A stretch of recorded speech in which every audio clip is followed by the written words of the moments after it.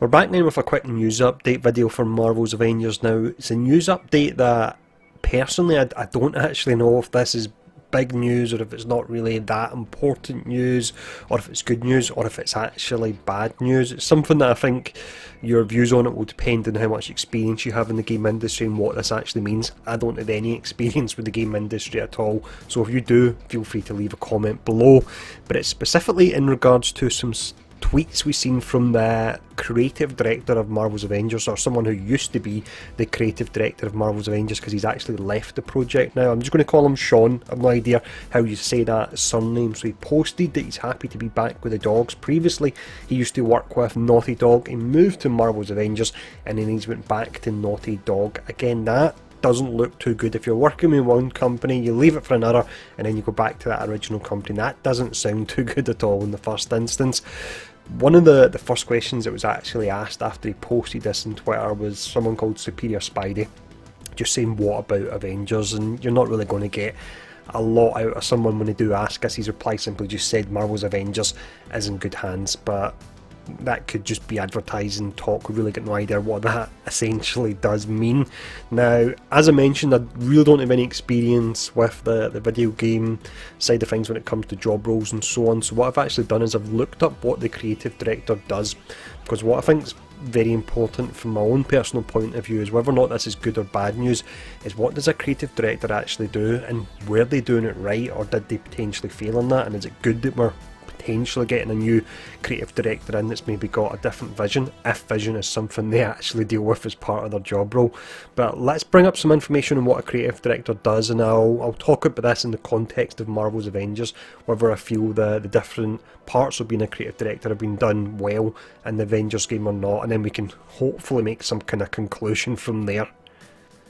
So we start off here with a quick definition I have from the website. So it says, in short, the creative director's job is to oversee the look and feel of a video game. That's important, we'll talk about that more later, and make any high level decisions about schedule, budget and interactions with developers. Now, schedule and budget is something that I'm not really going to praise them or criticise them for, because yes, I know they had a fair amount of time pre-COVID to develop the game, but a large amount of the development time was also during COVID, which has been an absolute nightmare for everyone. So as mentioned, I'm not saying either way in regards to schedule or budget. I believe that the individual that's in charge has done well with this. I just simply don't know. It's just the last year and a half has been too much of a mess for me to give an opinion either way on that.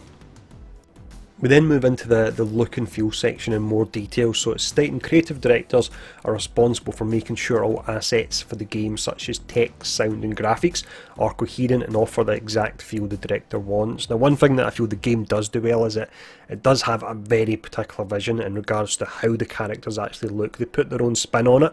Whether or not I agree with that spin, most of the time I actually don't. I hate the classic Hawkeye costume, for example, but they are consistent with it, but I don't necessarily like what they have done with it. It then mentions often a creative director is responsible for creating the game's characters, storyline and other aspects. The storyline is good, it's just coming far too slow, but that's due to COVID. In regards to the characters, this is a difficult one, because personally I feel that making an Avengers game and having, well, one of your launch characters, your main character being a non-Avenger, and Miss Marvel, as much as I enjoy playing it, is an absolute terrible decision.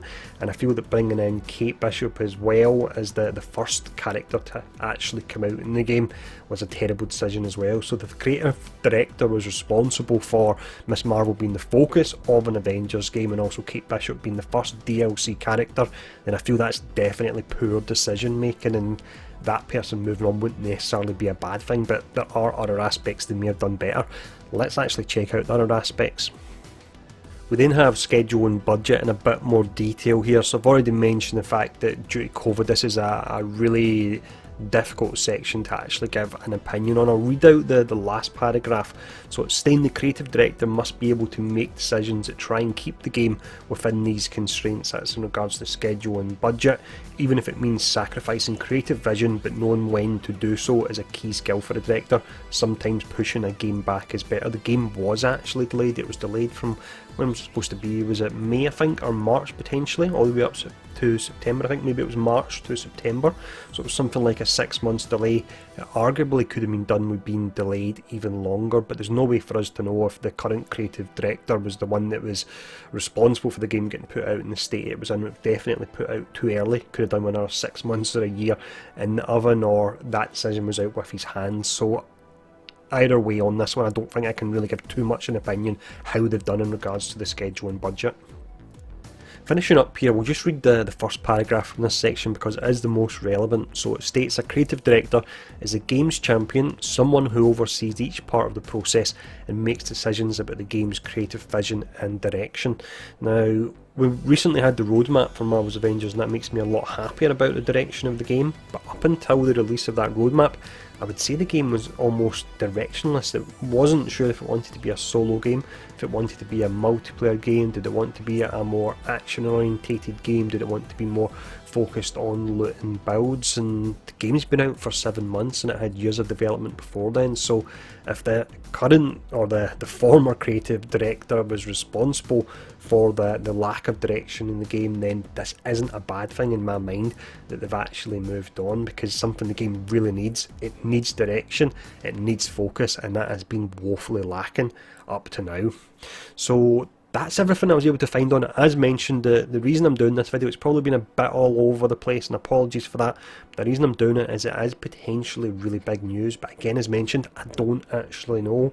So if you do work in the game industry yourself and you've got experience with what a creative director actually does and what they're responsible for, then feel free to leave some comments below. Let me know what areas they've done well in the game and what areas they haven't done as well.